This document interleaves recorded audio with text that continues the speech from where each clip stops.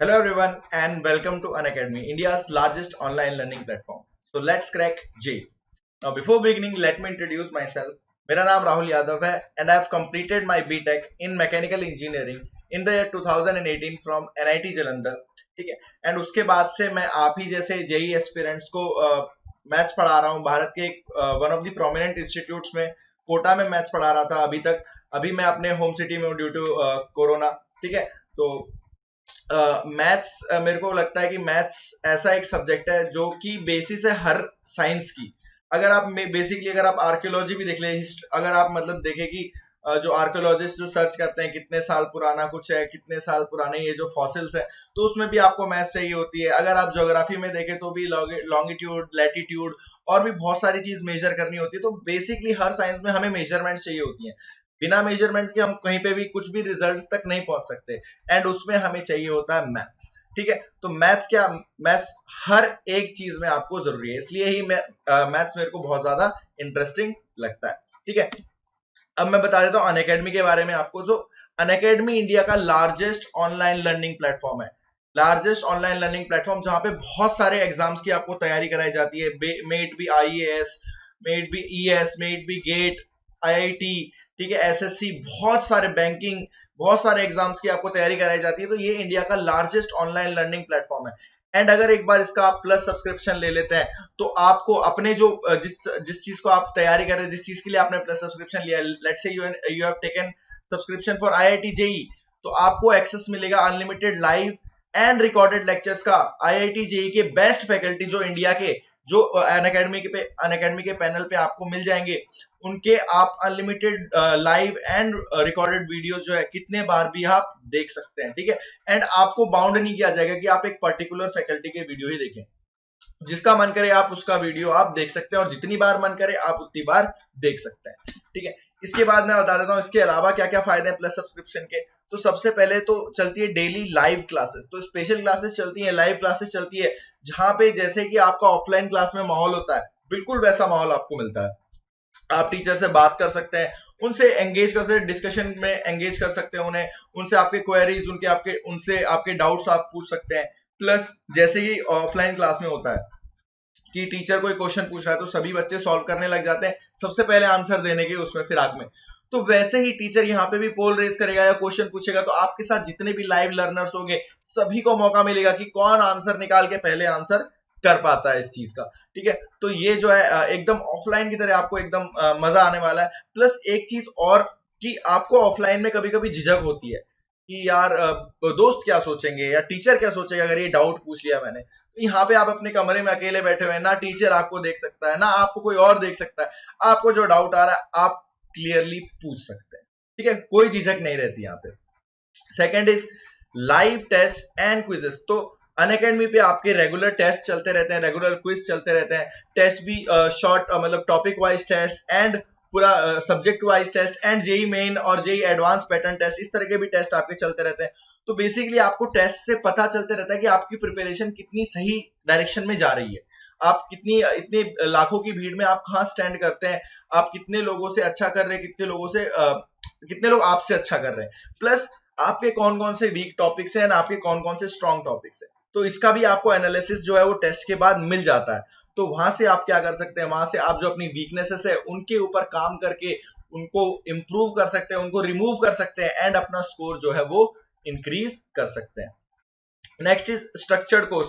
तो बेटा एक कोर्स का स्ट्रक्चर बनता है जब भी आप किसी भी, जैसे 11th में आप पढ़ने जा रहे हो तो एक पूरा पर्टिकुलर लाइन वाइज कुछ सिलेबस होता है, कोर्स का एक स्ट्रक्चर होता है। तो यहाँ पे कोर्स का स्ट्रक्चर इतना वेल प्लान्ड है ना कि आपको कभी भी कोई दिक्कत नहीं आएगी कि कोई टॉपिक में आपको अगर कोई पहला टॉपिक चाहिए होता है तो वो पहले ही पढ़ा दिया जाता है। ठीक है, इतना स्मूथ स्ट्रक्चर बनाया हुआ है कि आपको प्रिपरेशन, आप कोई भी एग्जाम की प्रिपरेशन कर रहे हो, may be UPSC, IES, GATE या फिर जेई, तो इनका सिलेबस जो है बहुत वास्ट सिलेबस होता है। तो क्या होता है कि मतलब बेसिकली कई बार ऑफलाइन कोचिंग इंस्टीट्यूट में क्या होता है, कुछ भी कराने लगते हैं, कुछ भी कराने लगते हैं, मतलब पहले कुछ भी करा दिया, दूसरा कुछ भी करा दिया। तो वैसा नहीं है, पूरी प्लानिंग के साथ कि कौन सा टॉपिक कहाँ यूज आ सकता है, तो इसको पहले कराना चाहिए, इसको बाद में कराना चाहिए। तो बहुत ही अच्छे तरीके से इसका जो है कोर्स का प्लानिंग जो अनअकैडमी पे की जाती है, और आपको कभी भी कोई दिक्कत नहीं आएगी किसी भी टाइप का एग्जाम को क्रैक करने में।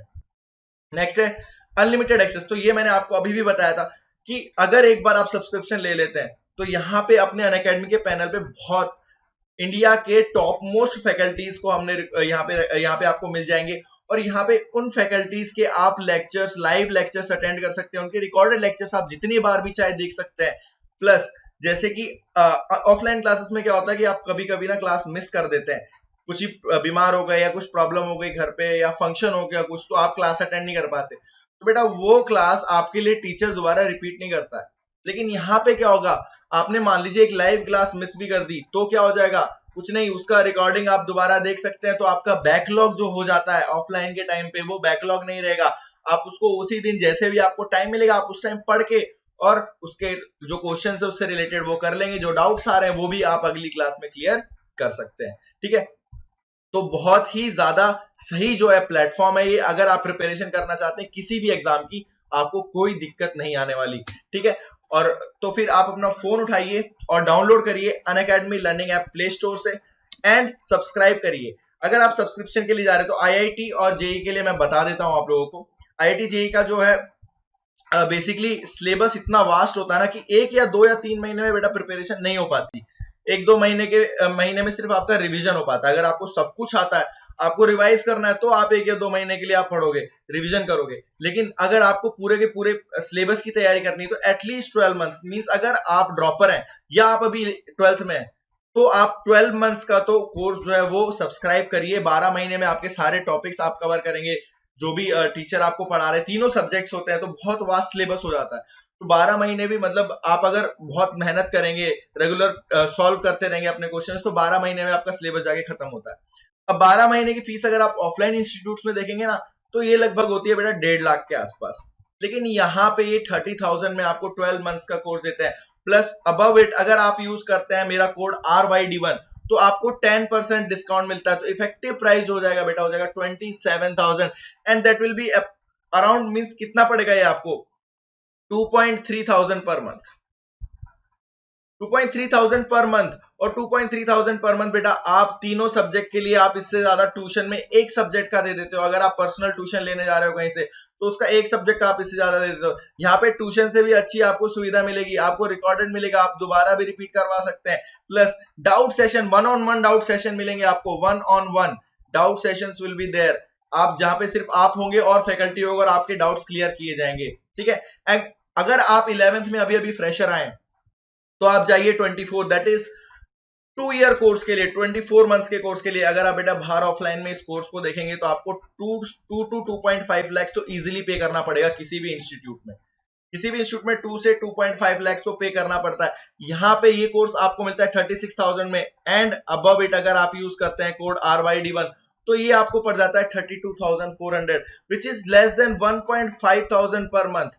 बेटा 1,500 पर मंथ से भी कम पड़ता है ये आपको। अगर आप ट्यूशन भी लेते हैं तो बेटा एक सब्जेक्ट का आपको 2 से 3,000 पर मंथ देना पड़ता है। यहाँ तीनों सब्जेक्ट में आपको सिर्फ और सिर्फ 1,500 पर मंथ, प्लस टेस्ट भी आपके रेगुलरली कंडक्ट होंगे, उन टेस्ट का एनालिसिस भी मिलेगा, आपका सिलेबस प्रॉपर प्लान मिलेगा, आपके डाउट्स क्लियरेंसेस किए जाएंगे। तो इससे ज्यादा अच्छा तो कुछ हो ही नहीं सकता। तो उठाइए आपका फोन, डाउनलोड करिए Unacademy learning app and go for the subscription. ठीक है, तो आज हम करने वाले बेटा जैसे कि अपन ने वन शॉट रिवीजन के 2-3 सीरीज, ये जो सीरीज चल रही है अपनी वन शॉट रिवीजन की, इसमें हमने 2-3 टॉपिक कर चुके हैं। तो आज का अपना टॉपिक है बेटा सीक्वेंस एंड सीरीज। तो सीक्वेंस एंड सीरीज बेटा अगर आप जेई मेंस के हिसाब से देखें तो हर साल लगभग एक क्वेश्चन तो सीक्वेंस एंड सीरीज से पूछा जाता है। एडवांस में भी मोस्ट प्रोबेबली एक क्वेश्चन तो सीक्वेंस सीरीज से पूछा जाता है। अदरवाइज एपी का, जीपी का, एचपी का ये कॉन्सेप्ट जो है वो दूसरे चैप्टर के क्वेश्चंस में इन्वॉल्व करके पूछ लेते हैं आपसे। दूसरे चैप्टर का कोई क्वेश्चन होगा उसमें कॉन्सेप्ट इन्वॉल्व हो जाएगा एपी, जीपी, एचपी का। ठीक है, तो आपको ये चीजें जो है वो आनी चाहिए। सीक्वेंस एंड सीरीज में बेसिकली हम बहुत सारी सीरीज पढ़ते हैं, जैसे कि आपने 10th तक भी पढ़ी थी, अरिथमेटिक प्रोग्रेशंस, ज्योमेट्रिक प्रोग्रेशन पढ़ेंगे। अब हम हार्मोनिक प्रोग्रेशन पढ़ेंगे, फिर एजीपी अरिथमेटिक और ज्योमेट्रिक प्रोग्रेशन पढ़ेंगे। इसके बाद स्पेशल सीरीज आती है कुछ, वो हम पढ़ने वाले हैं। ठीक है, तो चलिए शुरू करते हैं बिना किसी देरी के। तो पहला जो अपने पास चीज आती है सीक्वेंस एंड सीरीज, जब हम स्टार्ट करते हैं तो सबसे पहला ही जो टर्म आता है वो क्या आता है अपने पास, सीक्वेंस। तो एक सीक्वेंस क्या होता है? सीक्वेंस कुछ नहीं बेटा, ये होता है कि अगर कोई अपने पास नंबर्स हैं जो कि पर्टिकुलर ऑर्डर में लिखे हुए हो, ठीक है, या हम लिख सकते हैं कि कोई एक पर्टिकुलर पैटर्न या कोई एक रूल फॉलो करते हो, तो या हम लिख सकते हैं terms following a particular pattern, terms following a particular pattern और रूल, ठीक है। जैसे कि एग्जांपल ले लेते हैं हम, जैसे कि हो गया आपके पास 1 8, उसके बाद 27 64 एंड सो ऑन। तो बेटा अगर आप इनके टर्म्स को देखें तो पहला टर्म देखें तो ये 1 का क्यूब है, दूसरा टर्म देखें तो ये 2 का क्यूब है, तीसरा टर्म देखें तो ये 3 का क्यूब है, चौथा टर्म देखें तो ये 4 का क्यूब है। तो यानी कि अगर आप इस सीक्वेंस का जो रूल लिखना चाहें तो आप लिख सकते हैं कि जो nth टर्म होगा, tn जो होगा, वो क्या हो जाएगा आपके पास n क्यूब। tn बेटा बेसिकली हम यूज करते हैं nth टर्म डिनोट करने के लिए, nth टर्म, ठीक है। तो ये पर्टिकुलरली एक सीक्वेंस होता है। तो अब मैं आपसे एक सिंपल सा सवाल ले लेता हूं, चलिए मान लीजिए आपको लिखना है जनरल टर्म ऑफ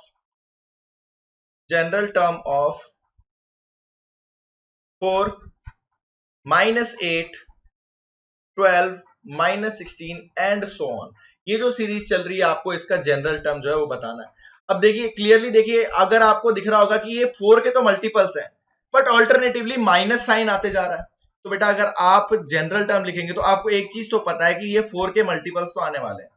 एन को जब हमने 1 रखा 4 बनेगा, इनको 2 रखा 8, 3 रखा 12, 4 रखा 16। अब ये माइनस साइन हमें जो है वो लगाना है। तो अगर हम यहाँ पे -1 की पावर में बेटा क्या रख सकते हैं, देखिए अगर हम n रखते हैं तो अगर t1 रखेंगे तो ये नेगेटिव बन जाएगा, पर पहला टर्म अपने पास पॉजिटिव है, तो या तो हम इसको n+1 लिख सकते हैं या तो हम इसको n-1 लिख सकते हैं। तो ये जो है अपना जनरल टर्म आ जाएगा इस गिवन। इसके बाद जो नेक्स्ट टर्म अपने पास सीक्वेंस एंड सीरीज में आती है वो टर्म आती है बेटा सीरीज। तो सीरीज क्या होता है, ये एक एक्सप्रेशन होता है, expression obtained by sum of terms of a sequence। अगर आप एक सीक्वेंस को उठा के उनके टर्म्स का सम कर दे, जैसे यहीं पे अपने पास एक सीक्वेंस था, तो जैसे उसको अगर आप लिख दे 1 + 8 + 27 + 64, यानी जो सीक्वेंस है उनके टर्म्स के बीच में आप प्लस का साइन डाल दें, तो ये जो एक पर्टिकुलर एक्सप्रेशन मिलता है इसको बोलते हैं बेटा हम एक सीरीज, ठीक है। ये होती है एक सीरीज। जैसे कि अगर आपके पास let's say t1 + t2 + t3 इस तरह से लेके tn तक, तो ये n टर्म्स की एक सीरीज है, सीरीज हैविंग n टर्म्स, ठीक है। अगर आप सिर्फ कॉमा से t1 t2 t3 t4 till tn लिखते तो वो एक सीक्वेंस हो जाता। अब एक लास्ट टर्म और एक जो हम पढ़ेंगे वो आता है प्रोग्रेशन। तो बेटा प्रोग्रेशन एक ऐसा टर्म है, term use to refer to sequence और सीरीज। तो बेटा अगर आपके पास कोई सीरीज दी हुई है या कोई सीक्वेंस दिया हुआ है तो आप उसको सिंपली प्रोग्रेशन भी बोल सकते हैं, ठीक है। तो ये बेसिकली एक प्रोग्रेशन होता है। प्रोग्रेशन बेटा दो टाइप के हो सकते हैं, एक हो सकता है फाइनाइट एंड एक हो सकता है इनफाइनाइट। फाइनाइट जिसमें फाइनाइट नंबर ऑफ एलिमेंट्स हो, इनफाइनाइट जिसमें इनफाइनाइट नंबर ऑफ एलिमेंट्स, जो चलते जाए नेवर एंडिंग प्रोग्रेशन। फाइनाइट जिसमें कुछ particular set number of terms होंगे, वो फाइनाइट अपने पास प्रोग्रेशन हो जाएगा। तो ये था basically sequence, series and progression basically. तो अब हम चलते हैं अपना जो पहला प्रोग्रेशन आता है, पहला प्रोग्रेशन जो आप बहुत पहले से पढ़ते आ रहे हैं, दैट इज एरिथमेटिक प्रोग्रेशन।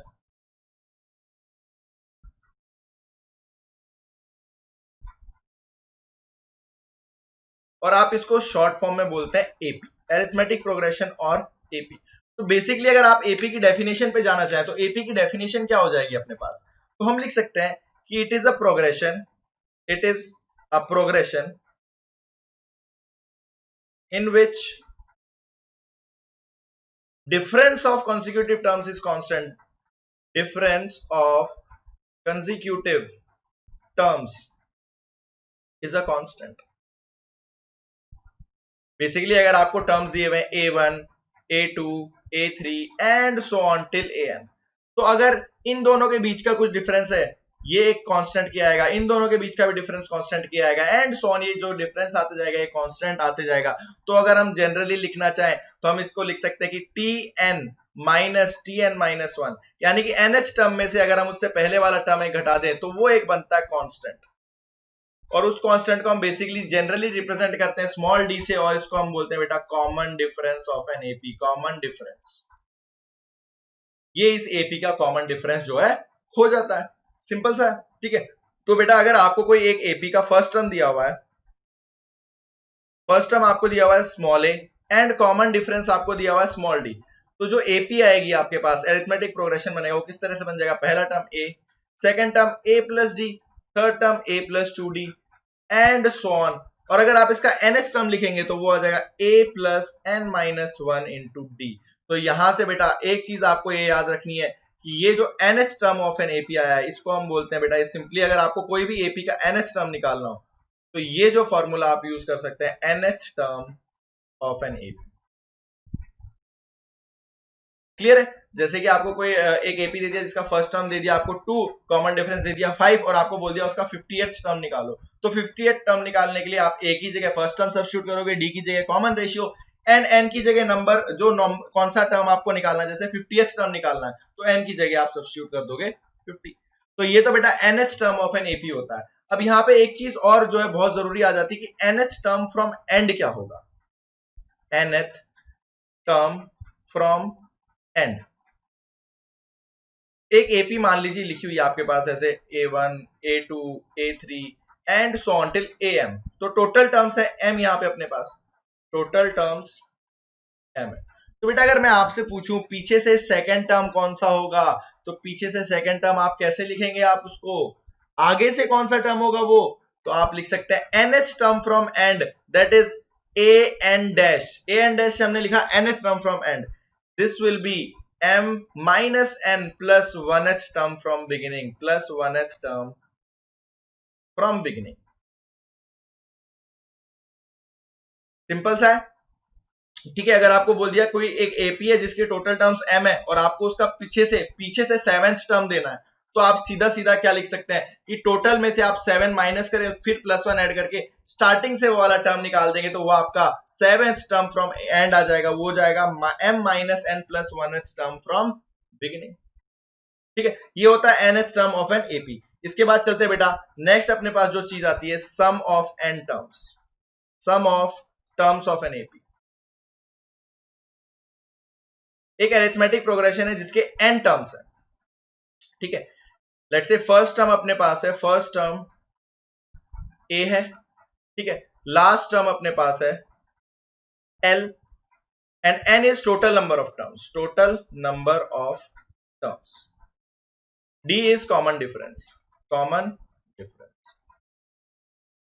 तो बेटा अगर आप सम लिखना चाहते हैं, sum of n terms of an AP, sum of n terms of an AP आता है आपके पास n/2 into a plus L, यानी कि first term plus last term. एक और जो इसका फॉर्मूला होता है n/2 into 2a plus n minus 1 into D. तो ये आ जाता है बेटा sum of n terms of any AP, ठीक है। अब यहां पे आपको एक चीज और मैं आपको बता देता हूं कि अगर मान लीजिए आपको nth टर्म लिखना है, nth टर्म लिखना है और आपको sn दिया हुआ है, तो आप इसको लिख सकते हैं बेटा sn माइनस 1। देखिए बेसिकली आपको nth टर्म लिखना है तो आप n टर्म्स तक का सम कर दीजिए, जैसे कि a1, a2, a3 यहां तक an minus 1 and then an तक का आपने सम कर दिया, तो ये जो पूरा आ गया ये तो आ गया आपके पास sn, ठीक है।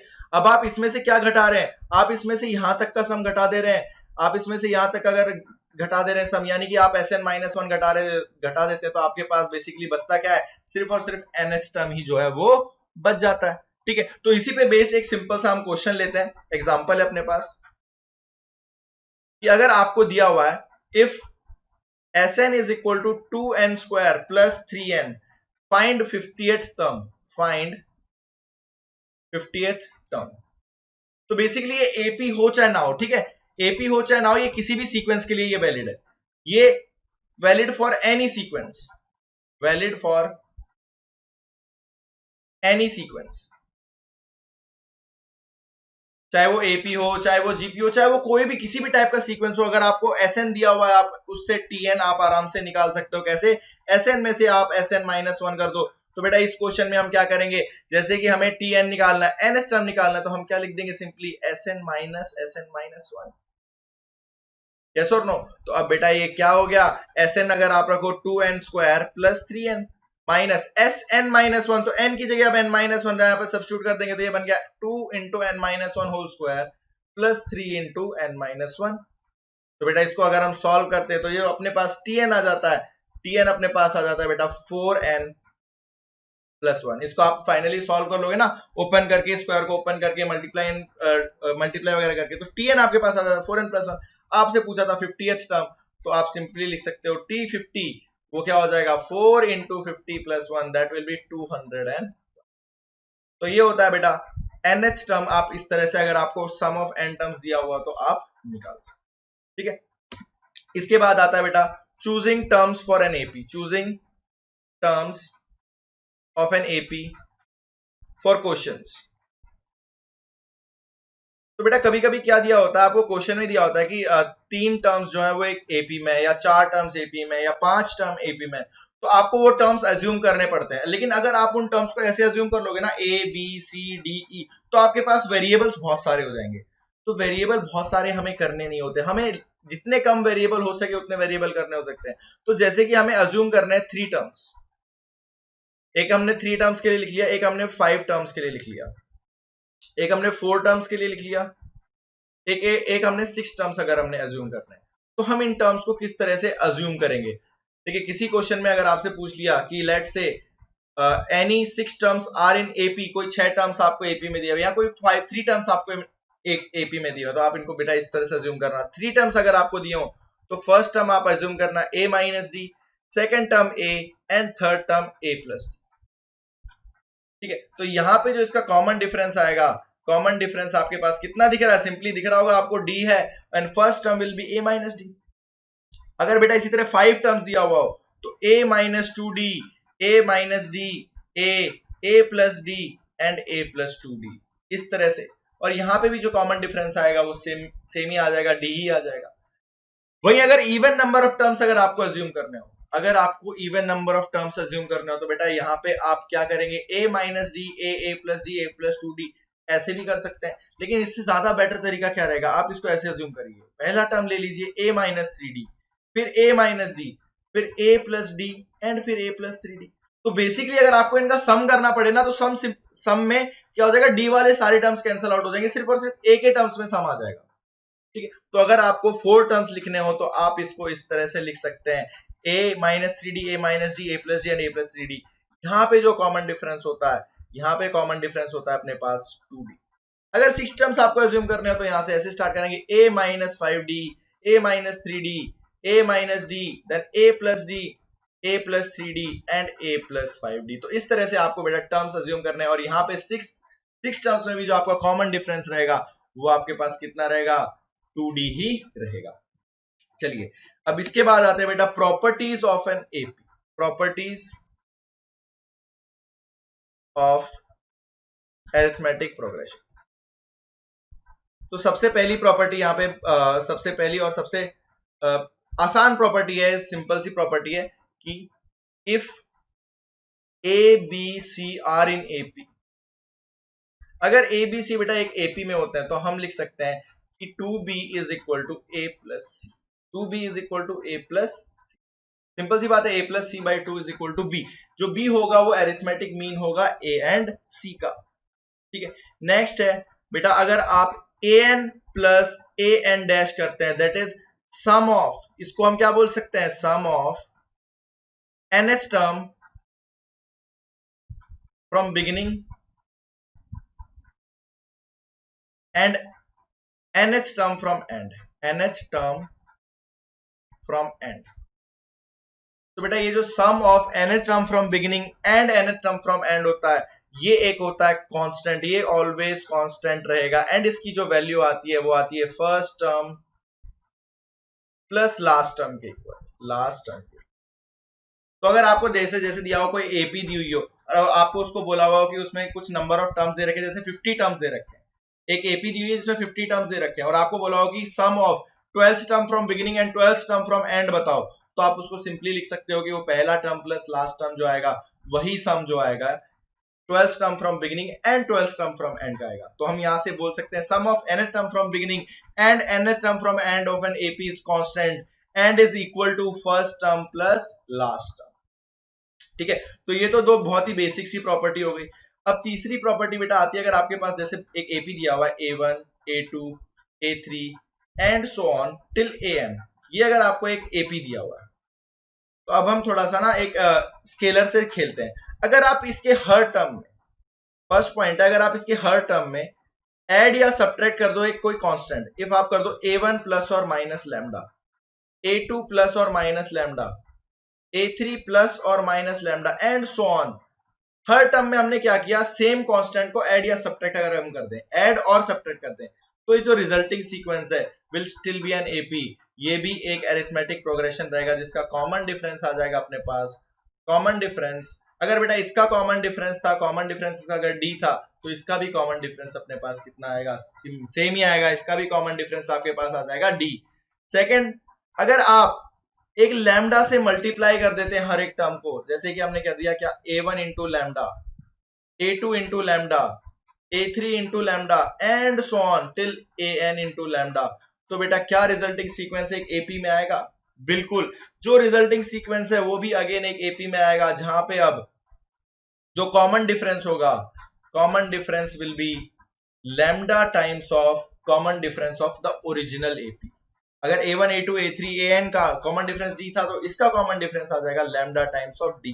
अगर आप डिवाइड कर देते हैं, जैसे कि आपने कर दिया A1 upon lambda, A2 upon lambda and so on till AN upon lambda, तो बेटा ये भी रिजल्टिंग एक सीक्वेंस AP में ही आएगा एंड इसका जो कॉमन डिफरेंस हो जाएगा वो हो जाएगा D बाई लैम्डा। लैम्डा से डिवाइड किया तो ये हो गया D बाई लैम्डा। ठीक है, इसके बाद जो नेक्स्ट प्रॉपर्टी आती है बेटा वो दो एपी से रिलेटेड होती है। अगर आपके पास दो एपी गिवन है, if two APs are there, if two arithmetic progressions are there, जैसे कि पहली एपी हो गई आपके पास A1, A2, A3 and so on till AN, ये हो गई आपके पास एपी नंबर 1। ठीक है, इसका कॉमन डिफरेंस मान लिया बेटा हमने स्मॉल d। सेकेंड एपी आपके पास है A1, A2, A3 and so on till capital AN, ये मान लिया आपने एपी नंबर 2। इसका जो कॉमन डिफरेंस है ये आपको दिया हुआ है कैपिटल D। तो बेटा अब यहां से एक दो चीजें जो है वो आप लिख सकते हैं। सबसे पहले कि अगर करस्पॉन्डिंग टर्म्स को आप ऐड कर देते हैं, that is A1 plus A1, A2 plus A2, A3 plus A3, और अब माइनस भी कर सकते हैं। अगर प्लस और माइनस करते हैं, A1 प्लस A2 प्लस और माइनस A1, A2 प्लस और minus capital A2, A3 plus और minus capital A3 and so on till AN plus और माइनस कैपिटल AN, तो बेटा ये सीक्वेंस भी एक AP ही होता है। ये resulting sequence will be in AP, और इसका जो कॉमन डिफरेंस आएगा, इसका जो कॉमन डिफरेंस आ जाएगा वो आ जाएगा D प्लस और माइनस कैपिटल D। इसका कॉमन डिफरेंस बेटा अपने पास आ जाता है D प्लस और माइनस कैपिटल D। ठीक है, अगर आप मल्टीप्लाई कर देते हैं करस्पॉन्डिंग टर्म्स को, तो ये तो आपके पास फर्स्ट केस था। सेकंड केस, अगर आप लिख दें A1 into A1, A2 into A2, A3 into A3 and so on till AN into AN, तो बेटा इसका कोई कंफर्म नहीं है कि ये सीक्वेंस आए या ना आए। डिवीजन में भी कोई कंफर्म नहीं है कि ये एपी आए या ना आए। नॉट, हम लिख सकते हैं नॉट नेसेसरीली एन एपी। इसका जरूरी नहीं है कि एक अरिथमेटिक प्रोग्रेशन बने, ये कोई भी किसी भी टाइप का एक सीक्वेंस बन सकता है, पर जरूरी नहीं है कि वो एक एपी ही बनेगा। ठीक है, तो चलिए अब एक सिंपल सा एक एग्जांपल ले लेते हैं, जो अपने पास हमने जो प्रॉपर्टीज पढ़ी है उन्हीं में से एक प्रॉपर्टीज में से बेस्ड है। तो आपको निकालना है find summation of A I runs from 1 to 24। आई की वैल्यू बेटा 1 से 24 दी हुई है, और आपको दिया हुआ वेयर ए आई में से अगर आप ए आई माइनस 1 घटा दो तो ये एक कांस्टेंट बनता है। Where A I minus 1 is a constant, and अब आपको दिया हुआ है A1 plus A5 plus A10 plus A15 plus A20 plus A24, this is given to you as 100। तो आपको समेशन ऑफ AI निकालना है। तो बेटा आप क्लियरली अगर ऑब्जर्व करें, यहाँ पे एक चीज आप ध्यान दें, अगर आपको ये चीज दी हुई है, इसका मतलब क्या होता है, an-an-1 इज अ कांस्टेंट, यानी कि ये जो आपको दिया हुआ है a1 a2 a3 till a24, आप बोल सकते हैं this will be an AP. ये एक एपी होगी क्योंकि इसके कॉन्सिक्यूटिव टर्म्स का जो डिफरेंस है वो एक कांस्टेंट आ रहा है, यस और नो। अब बेटा यहां से अगर आप देखें तो a1 and a24 first term from beginning and first term from end, a5 and a20 fifth term from beginning and fifth term from end, 10 term from beginning and 10 term from end. तो इसको आप simply लिख सकते हैं 3 times of a1 plus a24, yes और no, is equal to 100। Same property पड़ी है तो यहां से बेटा आपके पास आ गया a1 plus a24 is equal to 100/3। अब बेटा आपको निकालना क्या था, समेशन ऑफ ai। तो समेशन ऑफ ai अगर आप करें तो यानी कि ये क्या दिया हुआ है, 24 टर्म्स तक का सम दिया हुआ है, तो ये जो सम आएगा आपके पास कितना आ जाएगा, 24/2 n/2 a प्लस an, यानी कि a plus a24, first term plus last term. और बेटा first term plus last term हमने अभी निकाला, ये 100/3 है, तो फाइनली ये आ गया आपके पास 12 इंटू 100/3, 3 से ये कैंसल आउट हो जाएगा, तो ये जो सम आ रहा है आपके पास फाइनल आंसर आ जाएगा इसका 400। तो इस तरह से आप इस प्रॉपर्टी को यूज कर सकते हो कि sum of nth term from beginning and nth term from end of an AP is always a constant.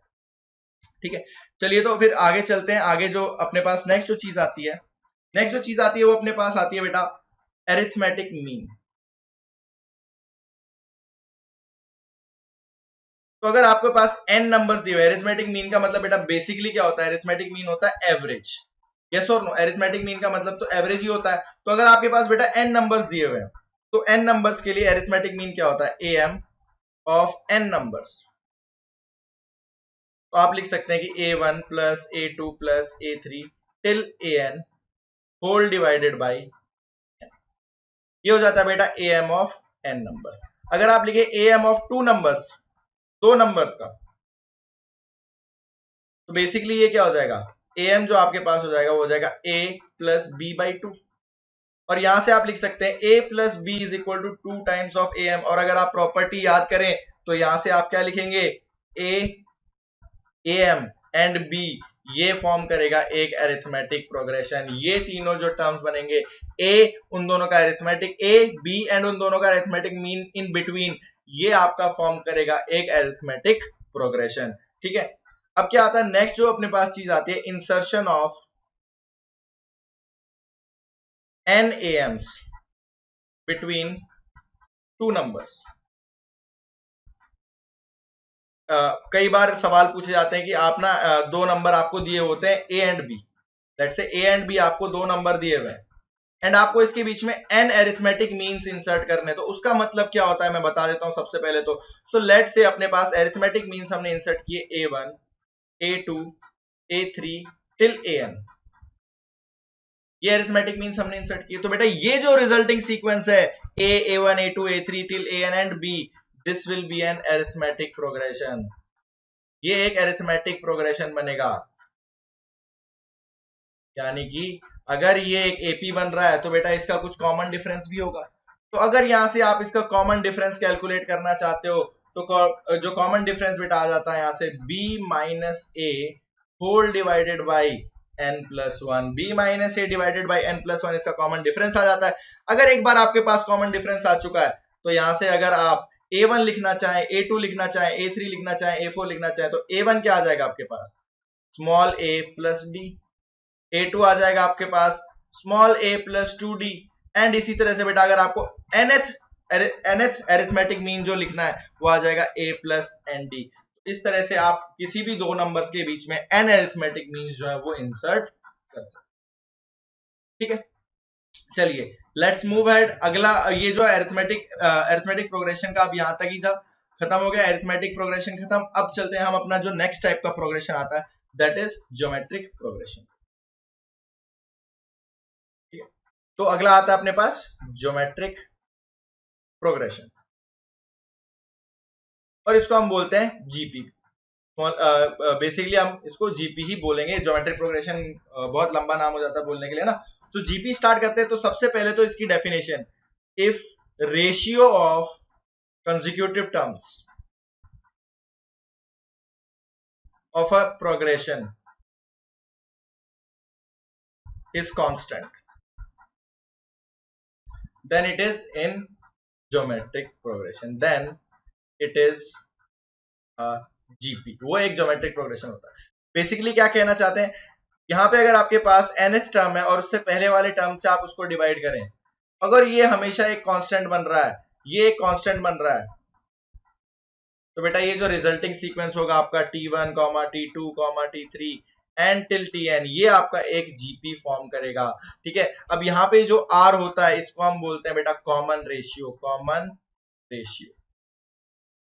ठीक है, तो अगर आपके पास किसी भी जीपी का फर्स्ट टर्म दिया हुआ है आपको A, कॉमन रेशियो दिया हुआ है आपको स्मॉल r, तो आप जीपी को इस तरह से लिख सकते हैं, जीपी विल बी सबसे पहला term a, second term a into R, third term a into R square, फिर a r क्यूब, एंड इसी तरह से अगर आप nth टर्म लिखेंगे तो आएगा a r की पावर n माइनस 1। तो बेटा अगर यहां से आपको nth टर्म का, अगर किसी भी जीपी का nth टर्म निकालना हो तो ये जो हो जाता है अपने पास, ये हो जाता है nth term of a GP. तो कभी कभी क्वेश्चन में आपको nth टर्म निकालना पड़ जाता है, फर्स्ट टर्म दिया हुआ हो, कॉमन रेशियो दिया हुआ हो और आपको बोल दिया हो 50th टर्म निकालो, तो आप सिंपली क्या करेंगे, ए की जगह फर्स्ट टर्म डाल देंगे, आर की जगह कॉमन रेशियो, एन की जगह 50 डाल दिया, तो आपको 50th टर्म जो है वो मिल जाएगा। अब इसके बाद आता है बेटा nth term from end, nth term from end. तो ये तो स्टार्टिंग से हमने nth टर्म देख लिया है ना, स्टार्टिंग से nth टर्म क्या होगा, ए आर की पावर n माइनस 1। तो बेटा अगर आपके पास एक जीपी है A1, A2, A3 and so on till AM, m terms की एक जीपी है आपके पास, तो अगर आपको लिखना है nth term from and, that is Tn dash आपको लिखना है, nth term from and is बेटा m minus n plus 1th term from beginning, plus 1th term from beginning. और बेटा वो क्या आ जाएगा अपने पास, तो बेटा इसको क्या रख देंगे हम, nth टर्म के फॉर्मूले में n की जगह m माइनस n प्लस 1 रख दो, तो ये आ जाएगा a r की power m minus n। So a r की power m minus n is the nth term from end of a GP. किसी भी जीपी के एंड से अगर आप टर्म्स लिखना चाहें वो a r की पावर m माइनस 1 जो है आ जाएगा। नेक्स्ट अपने पास आता है बेटा sum of n terms of a GP, sum of n terms of a GP. तो एक आपको जीपी दी हुई है जिसका फर्स्ट टर्म अगर आपके पास ए है, फर्स्ट टर्म ए है, कॉमन रेशियो आपके पास स्मॉल आर है and number of terms N है। First term A, common ratio R and number of terms is N. तो अब यहां से आप जो सम लिख सकते हैं, सम ऑफ एन टर्म्स, वो आपके पास आ जाता है बेटा ए इंटू आर की power N minus 1 divided by R minus 1। बस एक चीज यहाँ पे ध्यान रखनी है कि आपको आर 1 नहीं हो सकता, R must not be equal to 1। बेटा बेसिकली आर 1 हो गया तो क्या होगा आपके पास, हर एक टर्म सेम हो जाएगा। तो इफ आर इज 1, अगर आर आपके पास 1 होता है तो सम ऑफ एन टर्म्स क्या आ जाएगा आपके पास, बेसिकली जो जीपी फॉर्म होगा वो सेम सेम टर्म्स बनेंगे, तो वो आ जाएगा एन इंटू ए। अगर आर 1 है तो आपके पास जो सम आएगा वो आ जाएगा एन इंटू ए। तो ये तो था एन टर्म्स तक का सम। अब आ जाता है बेटा next sum of infinite GP, अगर आपको इनफाइनाइट जीपी तक का सम दिया हो, ठीक है, सम ऑफ इनफाइनाइट जीपी। तो बेटा किसी भी इनफाइनाइट सीरीज का सम अगर आपको निकालना है तो आपको बेसिकली एक चीज देखनी होती है कि वो ना कन्वर्ज कर रही हो। तो बेसिकली आपको कन्वर्ज करने का मतलब इतना अच्छे से समझ में नहीं आएगा। बेसिकली अगर मैं आपको ये बोलूं कि अगर किसी भी ज्योमेट्रिक प्रोग्रेशन का जो कॉमन रेशियो है वो 1 से बड़ा हुआ, तो यानी कि हर एक टर्म जो है वो बढ़ते चले जाएगा, बढ़ते चले जाएगा, बढ़ते चले जाएगा, बढ़ते चले जाएगा, तो हम एक पर्टिकुलर वैल्यू तक पहुंच नहीं पाएंगे, यानी कि वो जीरो की तरफ टेंड ही नहीं करेगा, तो वो तो बढ़ते ही चले जा रहा है, तो एक वो पर्टिकुलर वैल्यू को अप्रोच नहीं कर रहा है। लेकिन अगर इसका जो कॉमन रेशियो है उसका मैग्नीट्यूड लेस देन 1 होता है, तो आप कंसेक्यूटिव टर्म्स को देखेंगे तो वो घटते चले जाएंगे, घटते चले जाएंगे, घटते चले जाएंगे। दैट मींस जो जीपी है वो एक वैल्यू की तरफ कन्वर्ज हो रही होगी। तो सबसे पहली जो कंडीशन आती है, अगर आपके पास एक जीपी है जिसका कॉमन रेशियो जो है मॉडल, उसका मॉड जो है उसका मॉड लेस देन 1 होता है, तो sum of infinite terms of that GP is given by a upon 1 minus r, जहां पे a आपका फर्स्ट टर्म होता है, this is your first term and this is your common ratio, ये आपका कॉमन रेशियो हो जाएगा। तो इस तरह से बेटा आप किसी भी इनफाइनाइट जीपी का जो है सम वो निकाल सकते हैं, ठीक है। अब इसके बाद आता है हम क्वेश्चंस के लिए ना जीपी के टर्म्स को कैसे अज्यूम करते हैं, ठीक है। तो जैसे हमने एपी में अज्यूम किए थे ना, a minus D, A plus D, तो वैसे ही अगर देखें हम for questions assuming terms in GP. Again जैसे कि आपको दे दिया कि कोई 3 टर्म्स जो है वो जीपी में, 3 टर्म्स जो जीपी में, या लेट्स से 5 टर्म्स जो है जीपी में, या 4 टर्म्स जो है वो जीपी में, तो आप उनको अज्यूम, अगर बेटा अगेन मैं बता रहा हूँ A B C D E, A B C D ऐसे करेंगे ना तो बहुत सारे वेरिएबल्स हो जाएंगे आपके पास। बहुत सारे वेरिएबल होंगे तो सॉल्व करने में दिक्कत आएगी बेसिकली। तो सिंपली अगर हम उनको सिर्फ और सिर्फ 2 ही वेरिएबल में रख सकें, 4 5 6 वेरिएबल की जगह सिर्फ और सिर्फ 2 वेरिएबल में रख सके तो बहुत आसान काम हो जाएगा। तो 3 टर्म्स जब भी आपके पास आए तो हमें अज्यूम करना है A by R, A and A R. यहाँ पे जो इसका कॉमन रेशियो आएगा वो आ जाएगा आर। अगर 5 टर्म्स आए तो हमें अज्यूम करने टर्म्स को A by R square, A by R, A R and A R square. Again यहाँ पे भी जो कॉमन रेशियो आएगा इस सीरीज में, इस जीपी का, वो भी आ जाएगा आपके पास आर। एंड लास्टली अगर 4 टर्म्स आपको अज्यूम करने हो तो आप इसको बेटा अज्यूम करेंगे A by R cube, A by R, A R and A R cube. और यहाँ पे जो कॉमन रेशियो आएगा बेटा वो आ जाएगा आर स्क्वायर, जैसे हम जीपी में करते थे a minus three D, A minus D, A plus D and A plus three D. उसी तरह अब ये आर पे जो चीज लग रही है वही सेम टू सेम कॉन्सेप्ट यहाँ पे हम जीपी में भी लगा देंगे। बेसिकली अगर आप अलग अलग वेरिएबल्स में लेंगे, 4 5 वेरिएबल्स बन जाएंगे तो उनको सॉल्व करना मुश्किल है। यहाँ पे आपका सिर्फ 2 वेरिएबल्स में ही काम चल जाएगा। ठीक है, तो कोई भी क्वेश्चंस में अगर आपको टर्म्स अज्यूम करने हो जीपी में तो आप इसी तरह से अज्यूम करें, आपकी कैलकुलेशंस में वो चीज जो है वो बहुत ज्यादा हेल्प कर दी। ठीक है, तो बेटा इसके बाद चलते हैं हम, कुछ प्रॉपर्टीज आती है जीपी की, प्रॉपर्टीज ऑफ जीपी। जैसे हमने एपी की प्रॉपर्टीज पढ़ी थी उसी तरह से जीपी की प्रॉपर्टीज आती है। तो सबसे पहली जो प्रॉपर्टी आती है हम लिख सकते हैं if A B C are in GP. अगर 3 टर्म्स ए बी सी अगर जीपी में तो हम लिख सकते हैं बेटा B square will be equal to A into C. जो बी स्क्वायर होगा वो ए इंटू सी के इक्वल आएगा। ठीक है, और अगर कभी भी आपके पास ऐसे आ जाता है कि कोई 2 टर्म का multiplication square of third term के इक्वल आता है तो आप बोल सकते हैं कि वो जो तीनों टर्म्स होंगे वो एक ज्योमेट्रिक प्रोग्रेशन में होंगे। सेकंड आता है बेटा A N into A N dash. यहां पे क्या आ रहा है आपके पास, ये चीज क्या है, product of nth term from beginning and end। nth term from beginning and and से अगर आप प्रोडक्ट निकालते हैं तो ये एक ऑलवेज ए कांस्टेंट आता है, इट्स ऑलवेज अ कांस्टेंट। और इसकी जो वैल्यू आती है वो आती है a इंटू एल, यानी कि product of nth term from beginning and nth term from end is always a constant and is equal to product of the first term and the last term, product of the first term and last term। ठीक है, तीसरा बेटा अगर आपके पास कोई GP दी हुई है, let's say a1 a2 a3 and so on till an, ये एक आपके पास ज्योमेट्रिक प्रोग्रेशन दिया हुआ है जिसका कॉमन रेशियो जो है आपके पास r है। अगर इसका कॉमन रेशियो r है तो बेटा अगर आप इसमें एक जो कांस्टेंट है a1 लैम्डा मल्टीप्लाई कर देते हैं, a2 लैम्डा कर देते हैं, a3 लैम्डा कर देते हैं, टिल हर एक एलिमेंट को लैम्डा से मल्टीप्लाई कर देते हैं, तो भी जो रिजल्टिंग सीक्वेंस आता है, तो भी रिजल्टिंग सीक्वेंस जो एक जीपी आता है। अगर आप इसको लैम्डा से डिवाइड कर देते हैं a2 upon lambda and so on till an upon lambda, तो भी रिक्वायर्ड जो सीक्वेंस आता है, रिजल्टिंग सीक्वेंस आता है वो जीपी आता है। और इन दोनों में ही जो कॉमन रेशियो आएगा आपके पास वो कॉमन रेशियो सेम रहता है जो ओरिजिनल आपके जीपी का। ठीक है, थर्ड चीज, अगर आप हर एक टर्म को raise to the power lambda कर दें, जैसे कि आपने कर दिया a1 raise to power lambda, second कर दिया a2 raise to power lambda, third कर दिया a3 raise to power lambda and so on till an raise to power lambda, तो बेटा हर टर्म को आपने लैम्डा की पावर में रेज कर दिया, तो बेटा ये भी एक रिजल्टिंग सीक्वेंस जो है वो आपके पास जीपी ही आएगा। और इसका जो कॉमन रेशियो आएगा वो आपके पास आ जाएगा r raise to power lambda. हर टर्म को अगर आप लैम्डा की पावर से रेज कर रहे हैं तो इसका जो कॉमन रेशियो आएगा वो भी बेटा r raise to power lambda जो आपके पास बन जाएगा। ठीक है, चलिए नेक्स्ट प्रॉपर्टी पे चलते हैं बेटा। अगर 2 जीपी आपको दी हुई हो, देखो इसमें सम और माइनस और प्लस करेंगे जीपी में टर्म्स में किसी कांस्टेंट को, तो वो रिजल्टिंग सीक्वेंस एक जीपी नहीं बनेगा। ठीक है, फोर्थ अपने पास आता है 2 जीपीज हैं a1 a2 a3 and so on till an, ये आपके पास है जीपी नंबर 1। इसका कॉमन रेशियो आपको दिया हुआ बेटा स्मॉल r।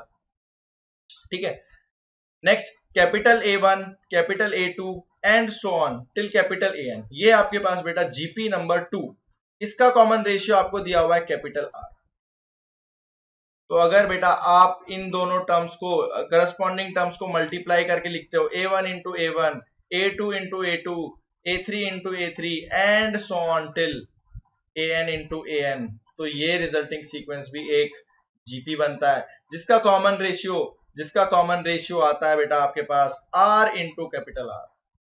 अगर आप हर टर्म को करस्पॉन्डिंग टर्म्स को डिवाइड कर देते हो a2 upon a2 and so on till an upon an आप कर देते हो, तो ये भी रिजल्टिंग सीक्वेंस बेटा एक ज्योमेट्रिक प्रोग्रेशन बनता है, जिसका कॉमन रेशियो जो आता है वो होता है small r upon capital R। Again अब इसमें जो है a1 प्लस और माइनस a1 अगर आप करें, a2 प्लस और माइनस a2 आप करें and so on till an plus और माइनस an अगर आप करें, तो बेटा ये भी एक जीपी आएगा, but only one condition, this will be a GP in only one condition, and that condition is small r is equal to r। if small r is equal to r, तो बेटा ये sequence जो है वो GP बन सकता है, otherwise ये जीपी नहीं बनेगा, otherwise it won't be a GP. तो ये चीज आपको जो है वो ध्यान रखनी है। अगर दो जीपी दिए हुए हो तो उनका प्रोडक्ट अगर आप करें करस्पॉन्डिंग टर्म्स का तो वो जीपी आ जाता है, डिवीजन आप करें करस्पॉन्डिंग टर्म्स का तो वो भी एक जीपी आ जाता है, पर अगर सब्ट्रैक्शन एंड एडिशन करते हैं तो वो जीपी सिर्फ और सिर्फ एक ही कंडीशन में आएगा, जब दोनों के जो कॉमन रेशियोज हैं वो इक्वल आ जाए। ठीक है, नेक्स्ट हम चलते हैं बेटा ज्योमेट्रिक मीन पे। तो ज्योमेट्रिक मीन जीएम, इसको हम लिखते हैं जीएम भी। ठीक है, तो अगर फॉर एन नंबर्स आपको लिखना है, फॉर एन नंबर्स, तो बेटा जो ज्योमेट्रिक मीन आता है, और सबसे पहली बात यहां पे आपको ये देखना है कि ये सारे के सारे नंबर जो है ना वो पॉजिटिव होने चाहिए, सारे के सारे एन नंबर्स पॉजिटिव होने चाहिए। फॉर एन पॉजिटिव नंबर्स लिख देते हैं, for N positive numbers GM geometric mean आपको देता है बेटा a1 into a2 into a3 till an, इन सभी का मल्टीप्लीकेशन कर दिया और होल रेज टू पावर कर दिया आपने 1 बाई n, यानी कि जितने नंबर थे उसकी पावर उसकी 1 बाई nth पावर, प्रोडक्ट की 1 बाई nth पावर जो हो जाएगी उसका उन नंबर्स का जीएम हो जाएगी। तो ये तो n नंबर्स के लिए था। अगर आपके पास दो नंबर आ जाएं, फॉर टू नंबर्स, तो आप लिख सकते हैं कि जो जीएम आएगा वो क्या आएगा, a इंटू बी की पावर 1 बाई 2। तो यहां से आपके पास क्या आ जाएगा बेटा, जीएम का whole square is equal to a into B. तो बेटा प्रॉपर्टी अगर 1 आप याद करें तो यहां से आप क्या लिख सकते हैं, यहां से हम लिख सकते हैं a जीएम एंड b, ये जो है एक ज्योमेट्रिक प्रोग्रेशन में होंगे। ए बी एंड उनका जो ज्योमेट्रिक मीन है वो अगर बीच में रख दें आप, तो ये जो सीरीज बनेगी, एक सीक्वेंस बनेगा तीन टर्म्स का, ये एक आपके पास ज्योमेट्रिक प्रोग्रेशन हो। ठीक है, अब नेक्स्ट जो चीज आती है, insertion of N GMs between two numbers. तो सबसे पहले अगेन अगर आपको कोई दो नंबर दिए हुए हैं ए एंड बी, उसके बीच में आपको एन जीएम इंसर्ट करने हैं, लेट्स से ये ए एंड बी आपको दो नंबर दिए हुए हैं, आपको इसमें ना एन जीएम्स इंसर्ट करने हैं। तो लेट्स से हमने जीएम्स को मान लिया अपने पास G1, G2, G3, G4 and so on till Gn। तो ये जो है अपने पास, ये है अपने पास एन जीएम्स। तो बेटा एन जीएम्स इंसर्ट करने का मतलब है किसी दो नंबर्स के बीच में कि ये जो रिजल्टिंग सीक्वेंस बन रहा है a G1, G2, G3, G4 till b, ये आना चाहिए आपके पास बेटा एक geometric progression, this must form a geometric progression. तो ये हम बोल सकते हैं कि G1, G2, G3, Gn जो है ज्योमेट्रिक मीन्स होंगे, एन ज्योमेट्रिक मीन्स होंगे a एंड b के बीच में। तो बेटा यहां से अगर आपको G1, G2, G3, G4, G5 इन सबको निकालना है तो आपको सिंपल याद रखना है कि अगर आप कॉमन रेशियो निकाल पाए, अगर आप कॉमन रेशियो निकाल पाए तो आपका जीएम निकल जाएगा, और कॉमन रेशियो आता है बेटा b by A 1 upon n plus 1 से, यानी जितने आपको मीन्स इंसर्ट करने हैं उसको 1 अपॉन n प्लस 1 बढ़ा दो, तो वो आपका जो है कॉमन रेशियो आ जाएगा। बेटा यहां से आपको G1 अगर लिखना है तो आ जाएगा a इंटू आर, G2 अगर आपको लिखना है तो आ जाएगा बेटा a into R square, and इसी तरह अगर आपको nth ज्योमेट्रिक मीन लिखना है, Gn आपको लिखना है तो बेटा आ जाएगा a इंटू आर की पावर n। तो सबसे पहले तो आप r निकाल लो, उसके बाद आपको जो भी ज्योमेट्रिक मीन निकालना हो आप यहां से निकाल के इंसर्ट कर सकते हैं किसी भी दो नंबर्स के बीच में। ठीक है, तो ये था बेटा आपका बेसिकली ज्योमेट्रिक प्रोग्रेशन जो होता है। अब इसके बाद जो अपना अगले टाइप का प्रोग्रेशन आता है वो आता है अपने पास हार्मोनिक प्रोग्रेशन, हार्मोनिक प्रोग्रेशन, और इसको हम बोलते हैं एचपी। ठीक है, अब इसकी सिंपल सी डेफिनेशन होती है बेटा, डेफिनेशन में इसमें कुछ नहीं होता, अगर आपके जो टर्म्स हैं, if reciprocals of every term is taken, अगर रेसिप्रोकल ले लिया हमने टर्म का and the resulting sequence forms an AP, forms an AP. ठीक है, तो A1 A2 A3 till AN ये होंगे एक एचपी। बेसिकली बात क्या है, अगर आपके पास A1 A2 A3 A4 till AN एक सीक्वेंस दिया हुआ है, अब आपने इन सभी टर्म्स का रेसिप्रोकल ले लिया, यानी कि 1/A1 कर दिया, 1/A2 कर दिया, 1/A3 कर दिया, एंड सो ऑन, यहाँ पे आपने कर दिया 1/A4 and so on till 1/AN। तो बेटा ये जो रिजल्टिंग सीक्वेंस है, अगर ये एक एपी फॉर्म कर रहा है, if this forms an AP, तो जो आपके पास ओरिजिनल सीक्वेंस था, ओरिजिनल सीक्वेंस आपका ये जो होगा, ये एक हार्मोनिक प्रोग्रेशन फॉर्म कर रहा होगा। ठीक है, तो ये आपका बेटा एक हार्मोनिक प्रोग्रेशन होता है। अब इसके बाद आपको अगर nth टर्म लिखना है, तो nth टर्म आप कैसे लिखेंगे, तो nth टर्म के लिए आप क्या करते हैं, nth term of harmonic progression, nth term लिखना है आपको हार्मोनिक प्रोग्रेशन का, तो आप यहां से क्या लिख सकते हैं कि 1/A1 plus 1/A2 plus 1/A3 till 1/AN। तो आपने मान लिया कि ये एक एपी है, इसका कॉमन डिफरेंस, इसका कॉमन डिफरेंस आपके पास आ गया स्मॉल डी। तो आप बेटा यहां से लिख सकते हैं ना 1/AN क्या हो जाएगा, 1/A1 plus n-1 into D. ये अगर एक एपी फॉर्म कर रहा है तो इसका कॉमन डिफरेंस हमने डी मान लिया, तो यहां से आप 1/AN निकाल सकते हैं, और 1/AN निकल गया तो आप बेटा यहां से nth टर्म ऑफ एचपी जो है AN भी आप निकाल सकते हैं बाद में, इसका रेसिप्रोकल अगर आप ले लें तो। ठीक है, अब इसके बाद बेटा अगर आपको निकालना है nth term from ending, nth term from and, basically AN dash आपको निकालना है, तो बेटा वो क्या होगा, m-n plus 1th term from beginning. अगर कोई एचपी है जिसके total number of terms, total terms आपके पास m है, टोटल टर्म्स m है, तो आपको nth टर्म फ्रॉम एंड देखना है, तो बेटा आप स्टार्टिंग से m-1 प्लस 1th टर्म आप निकाल दें बिगिनिंग से, तो वो आपका nth term from the end जो है हो जाएगा। अब हार्मोनिक प्रोग्रेशन के लिए बेटा कोई सम का कोई फॉर्मूला नहीं होता, sum of terms of harmonic progression के लिए कोई फॉर्मूला नहीं होता, और उसका कोई तरीका भी नहीं होता, कोई पूछता भी नहीं है आपको निकालने के लिए, कोई बोलेगा नहीं कि आप sum of n terms of harmonic progression जो है वो निकाल के दो। ठीक है, अब इसके बाद जो आता है बेटा अगेन अपने पास क्या बेटा आता है इसमें हार्मोनिक मीन, हार्मोनिक मीन, और इसको हम HM भी बोलते हैं। तो जैसे हमने एपी और जीपी के लिए arithmetic mean and geometric mean निकाला था, वैसे हम हार्मोनिक मीन निकालेंगे सबसे पहले फॉर n नंबर्स, अगर आपको n नंबर्स दिए हो A1 A2 A3 till AN, और आपको इनका हार्मोनिक मीन लिखना है, तो आप लिख सकते हैं 1/h is equal to 1/n into 1/A1 plus 1/A2 plus 1/A3 till 1/AN। यहाँ पे जो h है ये जो होगा हार्मोनिक मीन हो जाएगा। तो ये तो बेटा n नंबर्स के लिए हो गया। अगर आपको 2 नंबर्स के लिए चाहिए, फॉर 2 नंबर्स, तो आप लिख सकते हैं 1/h will be equal to 1/a plus 1/b and finally बाहर आ जाएगा 1/2। यस और नो? तो बेटा इसको आप क्लियरली ऑब्जर्व करें तो ये क्या लिखा हुआ है, 2/h is equal to 1/a plus 1/b। तो यहां से आप लिख सकते हैं 1/a 1/h एंड 1/b जो है वो एक अरिथमेटिक प्रोग्रेशन फॉर्म कर रहे होंगे। तो यहां से आप लिख सकते हैं a h एंड b वो एक हार्मोनिक प्रोग्रेशन में होंगे। ठीक है, इसके बाद आता है insertion of NHMs between 2 numbers, किसी भी 2 नंबर्स के बीच में अगर हमें NHMs जो है वो इंसर्ट करने हो तो वो हम किस तरह से कर सकते हैं। ठीक है, जैसे हमने GM इंसर्ट किया, हमने AMs इंसर्ट किए, तो late say A and B आपके पास जो है 2 गिवन नंबर्स है, and H1 H2 H3 till HN ये जो है आपके पास n हार्मोनिक मीन से जो आपको इंसर्ट करना है। तो बेटा अगर ये n हार्मोनिक मीन से, तो ये जो सीरीज है वो एक HP में होगी, यस और नो? अगर ये HP में है तो बेटा इनके reciprocals 1/A 1/H1 1/H2 1/h3 and so on till 1/hn and 1/b। ये जो सीरीज आ जाएगी ये एपी में आ जाएगी।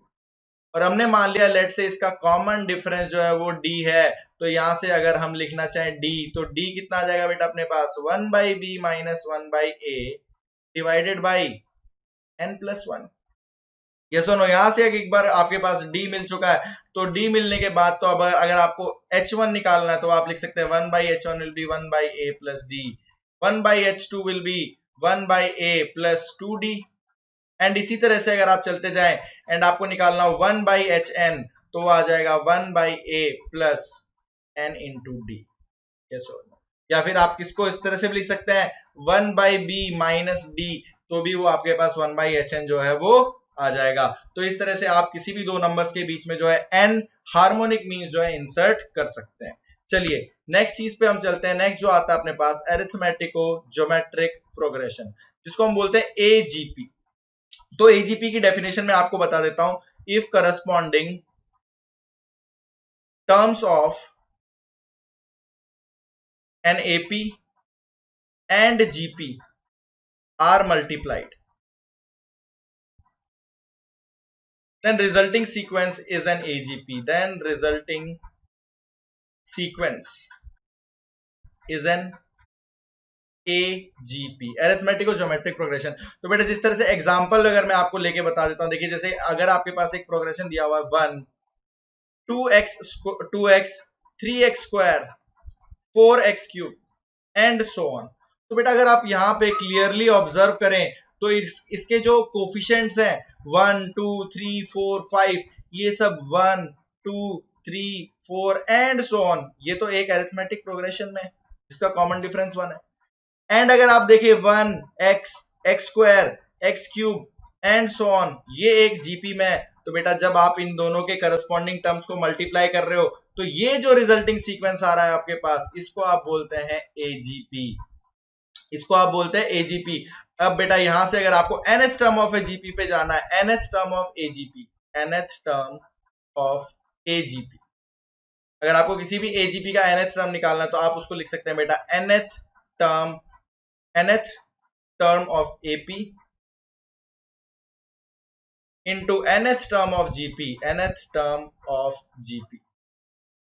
तो बेटा इस तरह से ना आप किसी भी एजीपी का जो है nth टर्म निकाल पाएंगे। आप बेसिकली निकाल लीजिए कि वो किस एपी एंड किस जीपी के करस्पॉन्डिंग प्रोडक्ट से फॉर्म हो रहा है। nth टर्म ऑफ आप एपी कैसे लिख देंगे, अगर मान लीजिए वो एपी आपके पास a plus n minus 1 into D आ गया उसका nth टर्म, और जो जीपी है वो आ गया a r की पावर n माइनस 1। बेसिकली मैंने क्या ले लिया, जो एपी जो था वो अपने पास let say a plus D and so on था, एंड जो जीपी था वो आपके पास था a R and so on. तो जो nth टर्म ऑफ जीपी मिलेगा, जो एजीपी मिलेगी आपको इन दोनों को मल्टीप्लाई करके, उसका nth टर्म आप इस तरह से लिख सकते हैं। नेक्स्ट चीज बेटा, सम के लिए एजीपी का जो फॉर्मूला होता है थोड़ा सा कॉम्प्लेक्स होता है, तो I won't advise any one of you कि आप उसको याद रखें, क्योंकि अगर आप उसमें से थोड़ी सी भी मिस्टेक कर देते हैं ना तो आपका जो सम ऑफ एजीपी है वो इनकरेक्ट हो जाएगा। उसके लिए मैं आपको एक बहुत ही अच्छा जो है वो मेथड बता देता हूं कि आपको सम ऑफ एन टर्म्स ऑफ एक किसी भी अरिथमेटिक और ज्योमेट्रिक प्रोग्रेशन का सम निकालना है, आप उसको किस तरह से निकाल सकते हैं। तो वो एक एग्जांपल का लेके हम उसको सॉल्व कर लेते हैं। जैसे कि एक एग्जांपल है आपके पास, आपको सम निकालना है 1 plus 4/5 plus 7/5 square and so on up to n terms, ये आपको सम निकालने के लिए बोला हुआ है। तो अगर आप क्लियरली ऑब्जर्व करें बेटा, तो ये क्या बन रही है, एक आप देखिए 1 4 7, तो न्यूमरेटर जो है वो एपी में है, डिनोमिनेटर जो है जीपी में है, तो हम क्या इसको बोल सकते हैं कि एपी जो है वो 1 4 7 एंड सो ऑन। तो बेटा इसका nth टर्म निकालेंगे आप, तो वो क्या बनेगा 1 plus n minus 1 into common difference is 3। एक एपी इस तरह से, एक जीपी बेटा इस तरह से 1/5 स्क्वायर एंड सो ऑन। तो बेटा इसका nth टर्म निकालेंगे तो वो क्या बनेगा 1/5 की पावर n माइनस 1। तो बेटा अगर इनको आपस में मल्टीप्लाई आप कर रहे हो तो रिजल्टिंग सीक्वेंस जो मिल रहा है आपको यही मिल रहा है ना। अगर इनके करस्पॉन्डिंग टर्म्स को आप मल्टीप्लाई कर रहे हो तो रिजल्टिंग सीक्वेंस आपको एजीपी मिल रहा है। तो बेटा अगर आप nth टर्म लिखना चाहो एजीपी का, तो nth टर्म क्या आ जाएगा, nth टर्म ऑफ एजीपी, तो वो आपको मिल जाएगा बेटा, यहां से देखिए 3n माइनस 2 डिवाइडेड बाई 5 की पावर n माइनस 1। अब बेटा एक सिंपल सा आपको प्रोसीजर जो है वो फॉलो करना होता है सम निकालने के लिए। आप सबसे पहले तो जो आपको एजीपी दी हुई है उसको आप एज इट इज लिख लीजिए, 1 plus 4/5 plus 7/5² and so on. ठीक है, एंड nth टर्म आप क्या लिखेंगे, 3n माइनस 2 डिवाइडेड बाई 5 की पावर n माइनस 1। ये nth टर्म तक लिख दिया। अब क्या करना है बेटा, आपको आपको s को मल्टीप्लाई करना है कॉमन रेशियो से, यानी कि जो कॉमन रेशियो जीपी का था, इस जीपी का जो कॉमन रेशियो था उससे आप s को मल्टीप्लाई कर दीजिए एंड एक टर्म शिफ्ट करके लिख दीजिए। तो अब आपके पास आ जाएगा 1/5 plus 4/5² and so on till यहाँ पे जो लास्ट टर्म बनेगा बेटा 3n माइनस 2 डिवाइडेड बाई 5 की पावर n, एंड इससे पहले जो टर्म बनने वाला था बेटा वो क्या बनेगा, 3n माइनस 5 अपॉन 5 की पावर n माइनस 1। इस तरह से बन जाता है। तो बेटा इसको मान लीजिए इक्वेशन 1, इसको मान लीजिए इक्वेशन नंबर 2 और कर दीजिए 1 में से 2 को सब्ट्रैक्ट। तो 1 में से अगर आप 2 को सब्ट्रैक्ट कर देंगे तो आपके पास लेफ्ट हैंड साइड क्या बन जाएगी, 4s/5। लेफ्ट साइड बन गई 4s/5, राइट हैंड साइड में 1 प्लस देखिए अब यहाँ पे 3/5 plus 3/5² and so on till बेटा यहाँ पे 3/5 की power n minus 1 and lastly ये जब माइनस हो जाएगा तो ये बनेगा minus of 3n minus 2 divided by 5 raise to power n। तो अब बेटा यहाँ पे आपको एक चीज साफ साफ दिखाई दे रही है या नहीं दे रही, कि ये जो टर्म्स हैं 3/5 3/5² टिल 3/5 की पावर n, ये एक जीपी है, GP of n minus 1 terms. n minus 1 terms की ये जीपी है। आप इस जीपी का सम निकाल सकते हैं। वो सम निकाल के आप s की वैल्यू जो है 5/4 को क्रॉस मल्टीप्लाई कर दीजिए तो आपके पास sum of n terms of a GP आ जाएगा। अगर बेटा इसी तरह से इनफाइनाइट ए जीपी दी हुई है, आपको इनफाइनाइट ए जीपी दी हुई है, तो भी आप क्या करेंगे, आप इसी तरह से एक टर्म को शिफ्ट करके लिख देंगे, उसमें आपको nth टर्म निकालने की भी जरूरत नहीं पड़ेगी।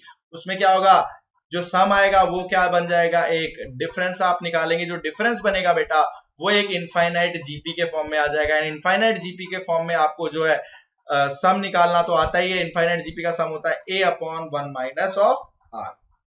ठीक है, अब ये तो था बेटा आपका एजीपी। अब नेक्स्ट आता है आपका रिलेशन बिटवीन मीन्स। तो जो तीनों मीन्स है उनके बीच का जो रिलेशन है वो आपको बता देता हूं। सबसे पहले तो अगर आपके पास अरिथमेटिक मीन है उसको हमने मान लिया कैपिटल ए, ज्योमेट्रिक मीन हमने मान लिया capital G, and harmonic mean हमने मान लिया अगर कैपिटल एच है। तो जो सबसे पहला रिलेशन आता है बेटा वो आता है G square is equal to A into H. आप फॉर्मूला ही देख लीजिए, जी क्या आएगा बेटा, under root of A B, G square आ जाएगा ए बी, यस और नो, जी स्क्वायर आ जाएगा ए बी। एंड अगर आप यहां से फॉर्मूला लगाएंगे A plus B by 2 into 2ab upon A plus B, तो ए बी के इक्वल बन जाएगा। तो यहां से आप एक चीज लिख सकते हैं या नहीं लिख सकते, ए जी एंड एच। अगर बेटा B square is equal to आता है ए सी के, तो आप लिख सकते हैं ना ए बी सी एक जीपी में है, तो ए जी एंड एच ये एक ज्योमेट्रिक प्रोग्रेशन जो है फॉर्म करते हैं। ठीक है, तो ये तो था आपके पास पहला result. Second result and the most important result, इस चैप्टर से फेवरेट टॉपिक है ये, जेई में क्वेश्चन पे बहुत सारे पूछे जाते हैं। ये जो है कि अगर आपके पास n पॉजिटिव नंबर्स है, n पॉजिटिव नंबर्स, तो बेटा n पॉजिटिव नंबर्स के लिए आप लिख सकते हैं कि उनका जो अरिथमेटिक मीन होगा that will always be greater than equal to geometric mean and that will always be greater than equal to harmonic mean. तो इस तरह से बेटा आपको ये जो है बहुत ज्यादा क्वेश्चन में रेंज निकालने के लिए वगैरह सारी चीजें निकालने के लिए इसका जो है यूज आता है। ठीक है, तो इस पे ही हम एक आधा क्वेश्चन देखते हैं ताकि आपको ना ये इसका यूज जो है वो ज्यादा क्लियर हो जाए। तो क्वेश्चन जो सबसे पहला एग्जांपल हम ले रहे हैं, देख लेते हैं। If alpha is greater than 0 find the minimum value of alpha plus 1 by alpha. Alpha plus 1 by alpha की बेटा आपको मिनिमम वैल्यू निकालनी है। तो बहुत ही बेसिक सा क्वेश्चन है जो am greater than equal to gm पे। तो बेटा जब भी आपको इस तरह से दिख जाए ना, आपको दिख जाए कि अल्फा ग्रेटर देन 0 है, तो आप क्या करेंगे, अगर कोई टर्म आपको पॉजिटिव दिए हुए तो आपको सीधा दिमाग में आ जाना चाहिए कि आपको यूज करना है am greater than equal to gm greater than equal to hm। तो यहाँ पे बेटा अगर आप अल्फा प्लस 1 बाई अल्फा का am लिखते हैं तो ये आ जाएगा alpha plus 1 by alpha by 2। और ये ग्रेटर देन इक्वल टू हो जाएगा इन दोनों के जीएम से, दैट इज अल्फा इंटू 1/अल्फा की पावर 1/2 से। तो बेटा यहां से आप सिंपली लिख सकते हैं, यानी लिख सकते हैं अल्फा प्लस 1/अल्फा will be equal to, sorry will be greater than और इक्वल टू 2। अल्फा प्लस 1/अल्फा will be greater than equal to 2। अब यहाँ पे एक चीज मैं आपको और बता देता हूं कि ये जो इक्वालिटी लाई करेगी, इक्वालिटी कब एम और जीएम इक्वल होंगे, कब एम और एचएम इक्वल होंगे, equality will be possible when all terms are similar, all terms are same। जब सारे के सारे टर्म्स जो है वो सेम हो जाए तभी बेटा एम जीएम और एचएम तीनों की तीनों चीजें इक्वल होती हैं, अदरवाइज वो इक्वल नहीं होंगी। तो यहां से बेटा किस वैल्यू ऑफ अल्फा के लिए, किस वैल्यू ऑफ अल्फा के लिए ये जो है 2 आएगा, तो हम बोलेंगे इक्वलिटी कब लाई करेगी, जब alpha will be equal to 1/अल्फा, यानी कि यहां से अल्फा की वैल्यू आपके पास मिल जाएगी 1। अल्फा इज इक्वल टू 1 के लिए ये जो है मिनिमम वैल्यू अपनी देगा। यस, एक और क्वेश्चन लेते हैं बेटा, सिंपल सा जो ये जो फंडा है आपको समझाना है। क्वेश्चन है आपके पास, if A B and C belongs to positive set of real numbers, A B C आपको positive set of real numbers दिया हुआ है and a plus B plus C आपको दिया हुआ है 14। तो आपको निकालनी है find the maximum value, find the maximum value of a square B cube C square. A square B cube C square की आपको मैक्सिमम वैल्यू निकालनी है। तो बेटा आप चलिए करके देखते हैं इसको किस तरह से लिखेंगे हम। इसमें देखिए यहाँ पे अगर आपको ये दिख जाए कि ए बी सी जो है वो पॉजिटिव है, अगर पॉजिटिव है तो आप A M greater than equal to G M लगा सकते हैं। तो यहाँ पे देखिए अब आपको क्या बनाना है, ए स्क्वायर बनाना है। तो आप क्या करिए, यहाँ पे जो ए गिवन है इसको दो पार्ट में ब्रेक कर दीजिए, a/2 प्लस a/2। नेक्स्ट आपको बनाना है बी क्यूब, तो ये जो बी गिवन है इसको आप 3 पार्ट में ब्रेक कर दीजिए, तो ये बन जाएगा b/3 plus b/3 plus b/3। Lastly C square है तो इसको आप ब्रेक कर दीजिए c/2 प्लस c/। अब ये टोटल टर्म्स कितने हो गए, 2 प्लस 3 5 एंड 2 7, तो होल डिवाइडेड बाय 7, तो ये तो हो गया इनका am। अगर आप इसको लिखें greater than equal to gm से, तो greater than equal to gm आप लिखेंगे तो क्या आएगा, a/2 into a/2 into b/3 into b/3 into b/3 and into c/2 into c/2 whole raise to power 1/7। Yes और नो। तो अब बेटा यहां से देखिए क्या बन गया, ये जो वैल्यू आपको ऑलरेडी गिवन थी 14, 14/7 आ गया 2 विल बी ग्रेटर देन और इक्वल टू, अब देखिए ब्रैकेट के अंदर क्या फॉर्म हो रहा है, A square B cube C square divided by 2 की पावर 4 3 की पावर 3 एंड होल पावर 1/7। तो अब दोनों साइड 7 पावर ले लें तो 2 की power 7 will be greater than और equal to A square B cube C square divided by 2 की पावर 4 3 की पावर 3। अब तो बेटा क्रॉस मल्टीप्लाई कर दें आप, तो यहां से मिल जाएगा A square B cube C square is less than और इक्वल टू 2 की पावर 11 इंटू 3 की पावर 3। तो मैक्सिमम वैल्यू आपके पास क्या मिल रही है बेटा, 2 की पावर 11 इंटू 3 की पावर 3। तो इस तरह से आप जो है am greater than equal to gm का जो है यूज आप करेंगे। ठीक है, इसके बाद जो नेक्स्ट चीज अपने पास आती है वो आती है summation of series. Summation of series, तो बेसिकली आप पे जो समेशन के जो साइन दिए होते हैं उनको आप किस तरह से यूज करते हो। तो सबसे पहला है, अगर आपको सिंपली समेशन दिया हो r runs from 1 to n और आपको एक कांस्टेंट दिया हुआ हो k, तो इसको आप सिंपली लिख सकते हैं बेटा k plus k and so on. कितने टाइम्स ये आ जाएगा, जितने टाइम्स r को हम चेंज कर रहे हैं, यानी कि n टाइम्स रिपीट हो जाएगा। तो ये आ जाता है बेटा k इंटू n।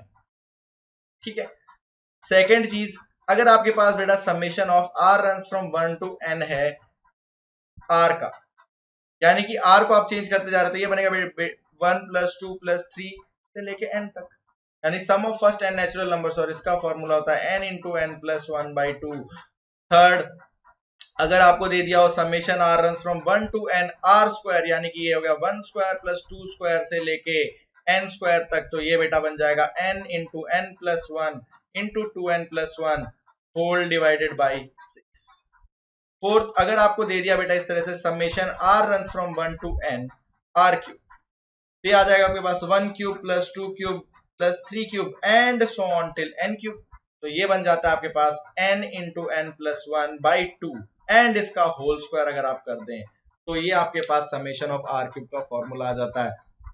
अब एक चीज और मैं आपको यहाँ पे इंपॉर्टेंट बताना चाहता हूँ, अगर आपको कहीं पे इस तरह से दिया हो R run from 1 to n, A की पावर के दिया हुआ हो, तो बेटा ये बेसिकली क्या बनेगा, देखिए सॉरी ए की पावर आर दिया हुआ हो आपको, ए की पावर आर, तो ये बनेगा ए की पावर 1 प्लस ए की पावर 2 प्लस ए की पावर 3 से लेके ए की पावर n तक बन जाएगा। तो आप इसको क्लियरली ऑब्जर्व करें तो एक जीपी फॉर्म हो रही है, जीपी का सम आप लिख दें a इंटू, अब इसका कॉमन रेशियो a हो जाएगा, total number of terms n minus 1 divided by a minus 1। तो ये चीज जो है आपको याद रखनी, कई बार जो क्वेश्चंस में जो है ये यूज आ जाती है, ठीक है।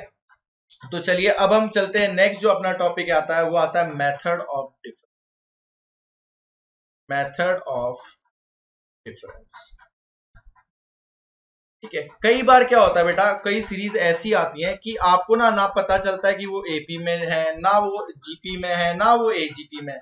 तो लेट्स से आपके पास कोई एक ऐसी सीरीज है A1 A2 A3 till AN, ये एक सीक्वेंस है आपके पास, इस तरह का कोई सीक्वेंस दिया हुआ है।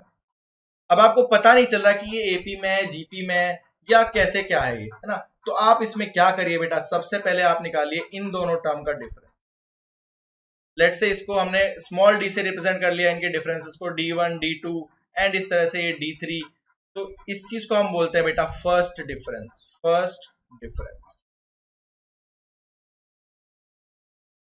इसके बाद हमने इन दोनों डिफरेंसेस का भी डिफरेंस अगर निकाल लिया, capital D1 capital D2 capital D3 and so on, तो इसको बेटा हम बोलते हैं सेकंड डिफरेंस, ठीक है। अब यहां से जो मैं आपको बताने जा रहा हूं वो बहुत ज्यादा इंपॉर्टेंट चीज है, वो यहां से ध्यान से आप सुनिएगा कि बेटा अगर आपको देखिए स्टार्टिंग में अगर आपको कुछ पता नहीं चल रहा सीक्वेंस किस टाइप का है, तो आप सबसे पहले फर्स्ट डिफरेंस को देखिए। तो अगर आपका इफ फर्स्ट डिफरेंस कांस्टेंट आ जाए, एक कांस्टेंट आ जाए, दैट इज कि अगर आपके पास D1 D2 D3 एंड ये सभी के सभी इक्वल आ जाएं, तो आप इसका nth टर्म जो है इस सीक्वेंस का, जो गिवन सीक्वेंस है उसका nth टर्म आप लिख सकते हैं बेटा an प्लस बी के फॉर्म में। अब बेटा an प्लस बी के फॉर्म में अब आपको a और b कैसे पता चलेंगे, आप n को 1 रखिए, उसको कंपेयर कर दीजिए पहले टर्म से, n को 2 रखिए, कंपेयर कर दीजिए सेकंड टर्म से, दो इक्वेशन दो वेरिएबल सॉल्व करके आप a और b की वैल्यू निकाल सकते हैं, ठीक है। तो अगर बेटा फर्स्ट डिफरेंस जो है कांस्टेंट आ जाता है तो आपके पास इस तरह से बनता है। अगर आपका इफ फर्स्ट डिफरेंस ये आपका आ जाता है इन जीपी, यानी कि आपके जो D1 D2 D3 और इस तरह से ये जो टर्म्स है ये एक जीपी फॉर्म कर रहे हो, जिसका कॉमन रेशियो है r, जिसका कॉमन रेशियो है आपके पास स्मॉल r। तो बेटा आपको जनरल टर्म लिखनी है तो वो आपके पास आएगी AR की पावर n प्लस b, जो आपको गिवन सीक्वेंस है, ओरिजिनल सीक्वेंस है, उसकी जो जनरल टर्म है, इस सीक्वेंस की जो जनरल टर्म है वो आपके पास आ जाएगी AR की पावर n प्लस b। अब अगेन आपको a और b निकालना है, तो आप r की वैल्यू n की वैल्यू 1 रखिए, उसको फर्स्ट टर्म से कंपेयर कर दो, n की वैल्यू 2 रखिए, उसको सेकंड टर्म से आप कंपेयर कर दो। अगर बेटा फर्स्ट डिफरेंस में आपको इन दोनों में से कुछ नहीं मिल रहा तो आप चलिए सेकंड डिफरेंस पे। अब सेकंड डिफरेंस देखना है आपको, तो बेटा अगेन सेकंड डिफरेंस, अगर सेकंड डिफरेंस जो है आपके पास वो कांस्टेंट आ जाए, कांस्टेंट आने का मतलब क्या है, आपके पास capital D1 capital D2 capital D3 and so on ये जो है वो इक्वल आ जाए, कांस्टेंट वैल्यू के आ जाए, तो यहां से जो nth टर्म आपको मिलती है बेटा वो मिलती है an square plus bn plus c, ये आपकी nth टर्म हो जाएगी जो गिवन सीक्वेंस है उसकी। अगर वो कांस्टेंट नहीं आके जीपी फॉर्म कर रहा है, इफ सेकंड डिफरेंस वो अगर आपके पास एक जीपी फॉर्म कर रहा है, that is D1 D2 D3 capital की बात कर रहा हूं मैं, अब वो एक जीपी में है जिसका कॉमन रेशियो है बेटा r, तो जो आपका जो nth टर्म आता है वो आता है a r की power n plus bn plus c, ठीक है। इस तरह से आप क्या कर सकते हैं, nth टर्म लिख सकते हैं। अब a b एंड c की वैल्यूज आप कैसे निकालेंगे, a b एंड c की वैल्यूज आप निकाल देंगे, n को 1 रख दीजिए तो a1 से कंपेयर कर लो, n को 2 रख के a2 से कंपेयर कर लो, n को 3 रख के a3 से कंपेयर कर लो, इस तरह से आप वैल्यूज निकाल सकते हैं। अब बेटा मैक्सिमम टू मैक्सिमम आपको जो क्वेश्चंस अभी पूछे जाएंगे वो फर्स्ट डिफरेंस या सेकंड डिफरेंस में आपको कांस्टेंट मिल जाएगा या जीपी मिल जाएगा। लेकिन अगर अगेन फिर भी किसी ऐसा कोई सीक्वेंस आ जाता है जिसमें थर्ड डिफरेंस में मिल रहा हो आपको, तो आप देख लीजिए यहाँ पे एक पैटर्न ऑब्जर्व कर लीजिए। फर्स्ट डिफरेंस में अगर कांस्टेंट आ रहा है तो आपके पास एक लीनियर बन रही है, सेकंड डिफरेंस में अगर कांस्टेंट आ रहा है तो आपके पास एक क्वाड्रेटिक बन रही है, थर्ड डिफरेंस में अगर कांस्टेंट आएगा तो एक क्यूबिक बन जाएगी। यस और नो? इसी तरह फर्स्ट डिफरेंस में अगर आपके पास एक जीपी फॉर्म हो रही है तो आ रहा है ए आर की पावर एन प्लस एक कांस्टेंट। सेकंड डिफरेंस में अगर जीपी फॉर्म हो रही है तो ए आर की पावर एन प्लस एक लीनियर। थर्ड डिफरेंस में अगर जीपी फॉर्म होगी तो क्या आएगा, ए आर की पावर एन प्लस एक क्वाड्रेटिक, और इसी तरह से ये जो है पूरा प्रोसेस चलते जाता है। ठीक है, तो मैं एक क्वेश्चन लेके बताता हूं जिससे आपको ना इससे इस पे ज्यादा क्लैरिटी मिल जाएगी। तो क्वेश्चन है अपने पास बेटा, आपको फाइंड करना है, find Sn is equal to, ये दिया हुआ आपको 9 plus 16 plus 29 plus 54 plus 103 and so on. इसका सम निकालना है up to n terms. Up to n terms आपको इसका सम जो है निकालने के लिए बोला गया है। तो बेटा अगर आप सीरीज को केयरफुली ऑब्जर्व करें तो या तो इसका अगर आप कुछ देखें, ना ये एपी बन रहा है, ना ये जीपी बन रहा है, ना एजीपी बन रहा है, तो हम क्या करेंगे, हम इसका फर्स्ट डिफरेंस निकालते हैं सबसे पहले। तो यहाँ पे डिफरेंस बना 7, फिर नेक्स्ट अगर आप डिफरेंस देखेंगे तो बेटा बनेगा 13, फिर नेक्स्ट अगर आप डिफरेंस देखेंगे तो वो आपके पास बनेगा 25, एंड नेक्स्ट अगर आप डिफरेंस देखेंगे वो बनेगा 49। ठीक है, तो यहाँ पे भी अगर आप देखें तो कुछ कुछ क्लियरली ऑब्जर्वेबल पैटर्न नहीं बन रहा। तो फर्स्ट डिफरेंस भी कांस्टेंट नहीं आया, फर्स्ट डिफरेंस जीपी भी नहीं आया, तो उसके बाद आप क्या करिए, आप सेकंड डिफरेंस पे जाइए। ये था आपके पास फर्स्ट डिफरेंस, फर्स्ट डिफरेंस से कुछ नहीं मिला, सेकंड डिफरेंस ये 6, फिर आपको मिलेगा 12, फिर 24। तो आपको एक ऑब्जर्वेबल चीज मिल रही है सेकंड डिफरेंस में, जो आपने सेकंड डिफरेंस निकाला है उसमें ये जो टर्म्स है ये एक जीपी फॉर्म कर रहे हैं। तो यहां से अगर मैं इसका nth टर्म लिखना चाहूं इस गिवन सीक्वेंस का, तो nth टर्म क्या आ जाएगा अपने पास बेटा, a। अगर इसका कॉमन रेशियो देखें, कॉमन रेशियो इस जीपी का कितना आएगा, 2। तो a इंटू 2 की power n plus second difference में मिला है तो आ जाएगा bn प्लस c। अब बेटा आपको a b एंड c की जो है वो वैल्यूज निकालनी है। a b c की वैल्यूज निकालने के लिए आप क्या करिए, पुट कर दीजिए n इज इक्वल टू 1। अगर आप n is equal to 1 put करेंगे तो ये आपके पास पहली टर्म बनेगी, n पहली टर्म क्या थी आपके पास 9, तो ये किसके इक्वल आ जाएगी, 2a plus b plus c। ये आ गई आपके पास इक्वेशन नंबर 1। नेक्स्ट आप पुट कर दीजिए n को 2, तो जो सेकंड टर्म है t2 आपको मिल जाएगी, दैट वाज 16, तो वो आपके पास आ जाएगी कितनी, 4a plus 2b plus c। ये आ गई आपके पास इक्वेशन नंबर 2। एंड इसी तरह से जब आप n को 3 सब्स्टिट्यूट करेंगे तो आपके पास third term that is 29, that will be 8a plus 3b plus c। तो इस तरह से आपके पास जो है टर्म्स जो है आ चुकी है। अब यहां से आप a b एंड c की वैल्यूज इन तीनों को सॉल्व करके solve and find a b and c। अब वंस अगर आपके पास a b और c जो है आ चुका है बेटा, तो अब आपको sn निकालना है। तो sn क्या लिख सकते हैं आप, summation of tr, r runs from 1 to n। तो बेटा tr क्या हो जाएगा आपके पास, देख लीजिए, समेशन ऑफ a इंटू 2 की power r plus b into r plus c, r runs from 1 to n। तो बेटा a को बाहर निकाल के समेशन ऑफ 2 की पावर r प्लस b को बाहर निकाल के समेशन ऑफ r प्लस ये कितना आ जाएगा, cn आ जाएगा। ये तो सिंपली cn ही आ जाएगा, कांस्टेंट है। a b और c की वैल्यूज निकाल लो, ये तो आपको पता ही है फॉर्मूलाज ये क्या है। ये आपके पास जो समेशन ऑफ सीरीज में मैंने आपको बताया था, वहां से आप इजीली इनको कैलकुलेट कर सकते हैं। तो ये तो है बेटा method of difference. Method of difference में भी first difference, second difference, third difference में आप किस तरह से आपको जो है टर्म्स को अज्यूम करना है, तो वो आपको याद रखना पड़ेगा। ठीक है, तो अब चलते बेटा, जो लास्ट चीज आती है इस टॉपिक में अपने पास, वो आती है vn माइनस 1 मेथड। ठीक है, ये भी एक मेथड ऑफ डिफरेंस का ही मतलब एक क्या कह सकते हैं, एक नया वेरिएशन है। ठीक है, तो इसमें बेसिकली अब मैं आपको बताता हूँ, इसमें दो टाइप के जो है वो क्वेश्चंस फॉर्म होते हैं। तो पहला जो टाइप है वो आता है जब आपके पास मान लीजिए सम आपको निकालना हो, डिनोमिनेटर में टर्म्स हो, जैसे हो गया 1 into 2 into 3 plus 1 upon 2 into 3 into 4 plus 1 upon 3 into 4 into 5 and so on. बेटा आप टू एन टर्म्स निकालो, एन टर्म से ही आपको सम निकालो। तो आप इसमें क्या करते हैं बेटा, सबसे पहले तो आप क्या करेंगे, आप इसका rth टर्म लिखेंगे। अगर आप इसका rth टर्म लिखते हैं तो वो क्या बनेगा, आप देखिए 1/r, r+1 r+2 ये बन जाएगा। तो अब आप इसको क्या करना है, आपने इसको rth टर्म को आपको डिफरेंस ऑफ टू में ब्रेक करना है। डिफरेंस ऑफ टू में आप किस तरह से ब्रेक करेंगे, अब ये मैं आपको बता देता हूं। देखिए ये जो एक r है, r+1 है, r+2, तो बेटा इसका लास्ट टर्म देखिए, लास्ट टर्म है r+2, फर्स्ट टर्म देखिए सीक्वेंस का जो है r, तो इन दोनों का आप डिफरेंस लिखिए।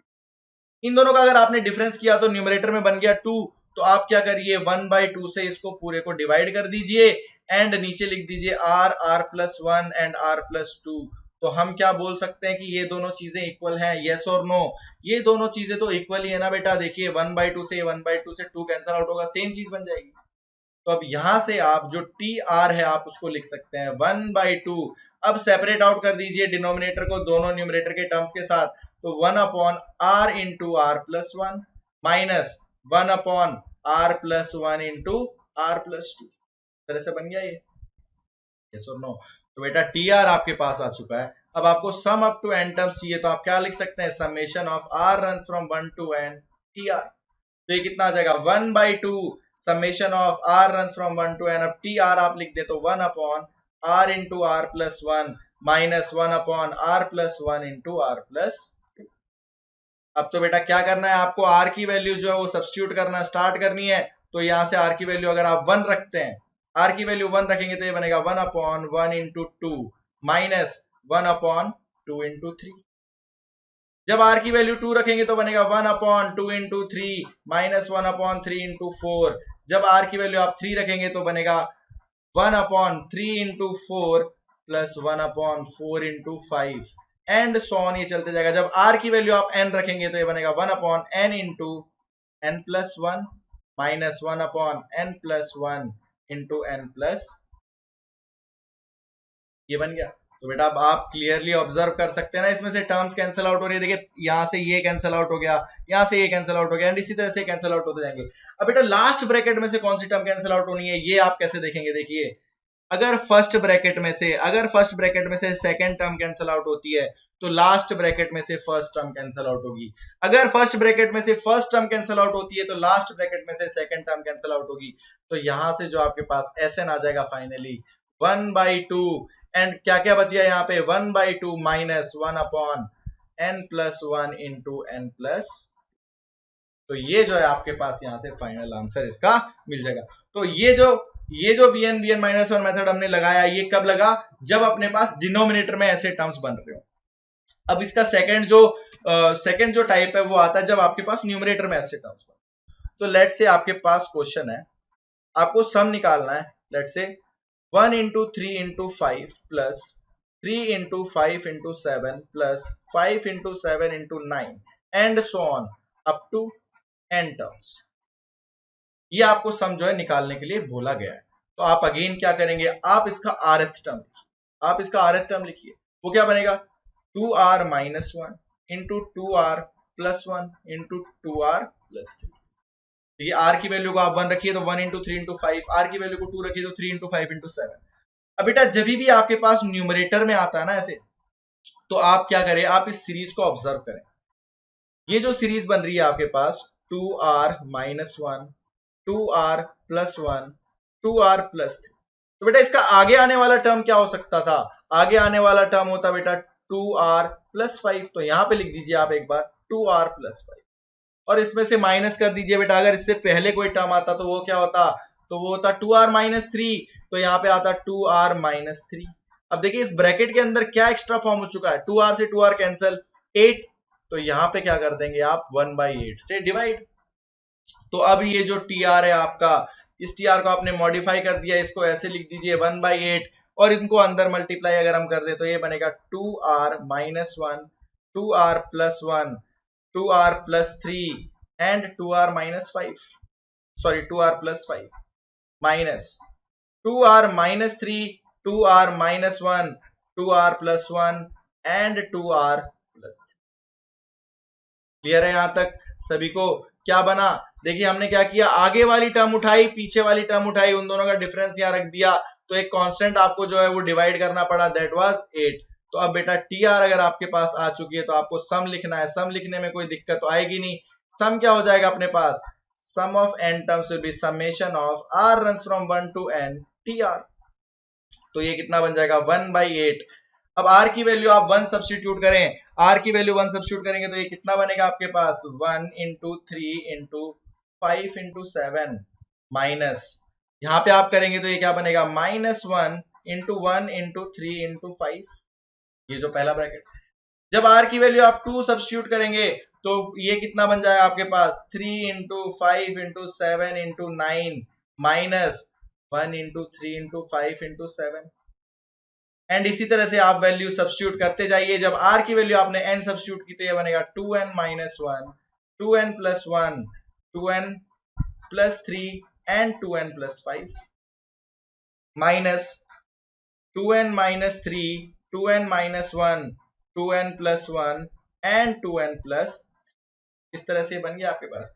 अब बेटा देखिए, अब जो टर्म्स आप जो है वो कैंसल आउट करने लगे तो यहां से कौन सी टर्म कैंसिल आउट हो रही है, फर्स्ट टर्म यहां से कैंसिल आउट हो रही है। इस तरह से ये टर्म कैंसिल आउट होती जाएंगी। और अगर पहले ब्रैकेट में से फर्स्ट टर्म कैंसिल आउट हो रही है, पहले ब्रैकेट में फर्स्ट टर्म कैंसिल आउट हो रही है, तो लास्ट ब्रैकेट में से सेकंड टर्म कैंसिल आउट होगी। ये आपको ध्यान रखना है। तो यहां से जो आपका सम आया वो कितना आ गया बेटा 1/8। यहां से देख लीजिए minus of -1 1 3 into 5 15 and lastly बन गया plus 2n minus 1 2n plus 1 and 2n minus 3 2n plus 3। तो आप इसको फाइनली सिंप्लीफाई करके लिख सकते हैं अपने जो भी आपको रिक्वायर्ड फॉर्मेट में, जिस तरह से ऑप्शन में आपसे पूछा होगा आप उस तरह से इसको मोल्ड करके लिख सकते हैं। ठीक है, तो बेसिकली बेटा ये था सीक्वेंस एंड सीरीज। ठीक है, तो मैंने कोशिश की है कि आपको एक ही बार में मैं पूरा सीक्वेंस एंड सीरीज का जो है जिस्ट दे सकूं, पूरा रिवीजन आपका करा सकूं।